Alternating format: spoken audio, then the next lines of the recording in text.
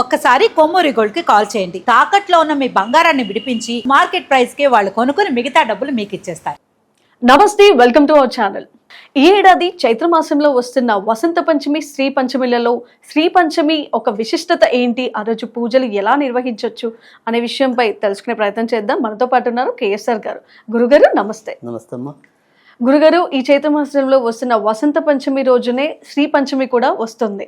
మరి ఆ రోజు ఆ విశిష్టత ఎలా నిర్వహించుకోవాలి, వసంత పంచమిని తోడుగా శ్రీ పంచమిని కూడా ఎలా పూజలు జరుపుకోవాలి? తప్పకుండా. అంటే ఏదైతే చైత్రమాసంలో వచ్చే పంచమి ఉందో అది ఎప్పుడు కూడా వసంత పంచమి అనేది, శ్రీ పంచమి అనేది అలాగే అవతం అనేది ఉంటుంది. తర్వాత అక్కడక్కడ చెదురుమదురుగా కూడా ఇదే రోజు నాగపంచమిగా కూడా, అంటే మనకి శ్రావణ మాసంలో వచ్చేది నాగపంచమి. ఇక్కడ వాళ్ళందరూ అంటే తెలంగాణలో ఎక్కువ మంది శ్రావణ మాసంలో వచ్చే పంచమిని నాగపంచమిగా చేసుకోవటం అనేది, ఆంధ్రాలో వాళ్ళు కార్తీక మాసంలో వచ్చే చవితి ఏదైతే ఉంటుందో దాన్ని నాగుల గౌతిగా చేసుకోవటం అనేది ఉంటుంది. అయితే ఇప్పుడు వసంతకాలంలో వచ్చే ఈ వసంత ఋతువులో వచ్చే పంచమి కూడా అక్కడక్కడ నాగుల ఆరాధన అనేది కూడా ఉంటుంది, నాగదేవత ఆరాధన కూడా.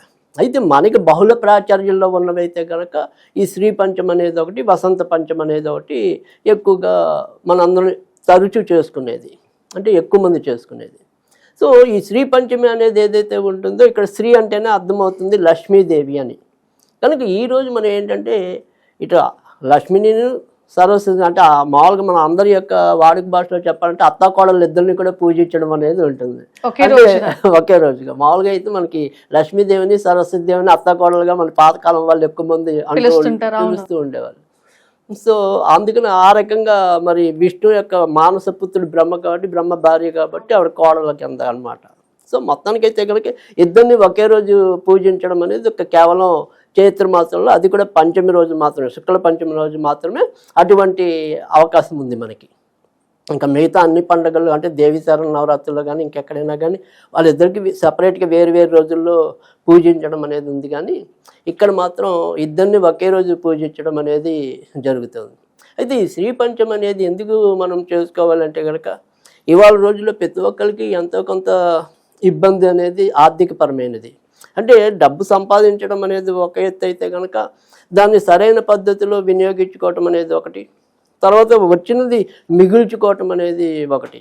కానీ ఇవి రెండు సాధారణంగా సాధ్యం కాని విషయాలు. అంటే 1,00,000 వచ్చిన వాడికి అది ఏమైపోతుందో తెలీదు, మరి 2,00,000 వచ్చిన వాడికి అది ఏమైపోతుందో తెలియదు. తెల్లారేపటికి మళ్ళీ చూసుకుంటే మొదటిగా వస్తున్న వైనాలే ఎక్కువ ఇళ్లలో కనపడుతూ ఉంటాయి.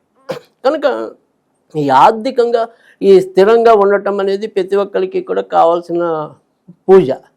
సో అందుకని దానికోసం మనం ఈ శ్రీ పంచమిని ఎలా వినియోగించుకోవాలి, ఎందుకు వినియోగించుకోవాలంటే ఇందాకే చెప్పుకున్నాం, ప్రతి ఒక్కరికి కూడా ఆర్థిక బాధలు తీరడానికి, అప్పుల బాధ లేకుండా ప్రశాంతంగా జీవితాలు వెళ్ళిపోవడానికి, ఆ రకంగా మనం ప్రతి ఒక్కరిని కూడా లక్ష్మీదేవిని ఆరాధించుకోవాలి.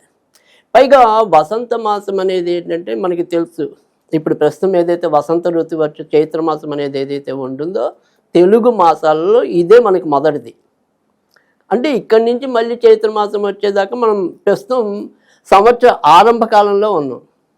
అందుకని ఈ సంవత్సరం అంతా కూడా మనకి ఆర్థికంగా ఇబ్బందులు లేకుండా ఉండటం కోసం మన పెద్దవాళ్ళు ముందుగా లక్ష్మీదేవిని పూజించుకోవటం అనేది కూడా మనకి ఇచ్చారు మన విధి విధానాల్లో.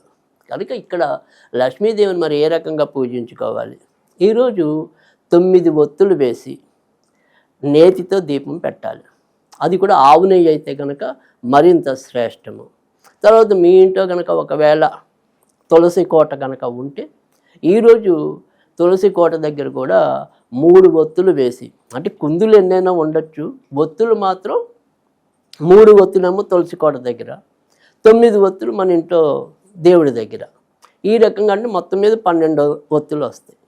కనుక ఈ 12 ఒత్తులతో దీపం వెలిగించాలి, అది కూడా ఆవు నేతితో. తర్వాత మరి పూజ ఏం చేయాలంటే కనుక సేమ్ మనకి ఏదైనా లక్ష్మీ పూజ అలాగైతే ప్రతిరోజు శుక్రవారం చేసుకునే వాళ్ళు చాలామంది ఉంటారు. ఆ రకంగా శ్రీ సూక్తంతో పూజ చేయటం అనేది ఉంటుంది. తర్వాత లక్ష్మీ అష్టోత్తరం ఉంటుంది, ఓం ప్రకృతే నమః, ఓం వికృతే నమః అలాగని చెప్పి 108 నామాలు ఉంటాయి. ఆ 108 నామాలతో అర్చన చేసుకోవటం అనేది ఒకటి. అయితే ఒకవేళ అవేం లేకపోతే తేలిగ్గా మంత్రం అనేది కూడా చాలా ఈజీగా ఉంటుంది. ఓం శ్రీం శ్రీం అని 3 సార్లు అలా, ఓం శ్రీం శ్రీం శ్రీం మహాలక్ష్మే నమః ఓం శ్రీం శ్రీం శ్రీం మహాలక్ష్మి నమః. చాలా తేలిక. సో దీన్ని మన శక్తానుసారం జపించడం అనేది, అంటే ఒక మాల అంటే 108 సార్లు అనమాట.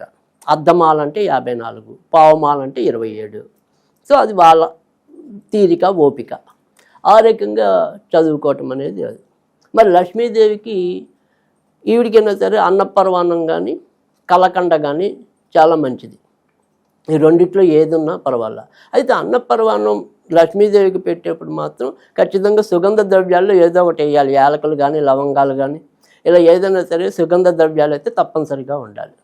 ఆ రకంగా వేసి నివేదన చేసుకున్నట్టయితే కనుక తప్పకుండా మన ఆర్థిక బాధల్లో ఎంతో కొంత తీరటం అనేది, కొంత ప్రశాంతంగా మన ఇల్లు సాగటం అనేది ఉంటుంది. ఇదే మంత్రాన్ని ఎప్పుడైనా సరే మనం ప్రతిరోజు కూడా ఎవరికి చేతనైనంతసార్లు చదువుకున్నా కూడా చక్కగా లక్ష్మి అనుగ్రహం మనందరికీ కూడా లభించడం అనేది ఉంటుంది. ఆ రకంగా చేసుకుంటే సరిపోతుంది. గురుగారు, ఈసారి వస్తున్న ఈ పంచముల రోజు ఏదైతే వసంత పంచమి శ్రీ పంచమి ఒకే రోజు వస్తుంది కాబట్టి ఉదయం సరస్వతి దేవికి, సాయంకాలం లక్ష్మీదేవికి పూజించవచ్చు అంటారా? అంటే మనకి సాయంకాలం దాకా తిథి అనేది ఉండదు. సో మనకి ఇంచుమించుగా మధ్యాహ్నం 4 సుమారుగా ఆ టైంకి వెళ్ళిపోవటం అనేది ఉంటుంది పంచమి. కనుక మనకి పంచమి అనేది ఇంపార్టెంట్. అక్కడ మళ్ళీ షష్ఠి వచ్చేస్తే ఈ పూజ చేయటం అనేది ఉండదు కదా. సో అందుకని ఏదైనా సరే, అందుకని అది కాక ఒకే పూజ ఇద్దరు చేయాలనేది కాదు. విద్యార్థుల కోసం ఒక పూజ, మన యొక్క సంపద శ్రేయస్సు బాగుండటం కోసం లక్ష్మీదేవి పూజ.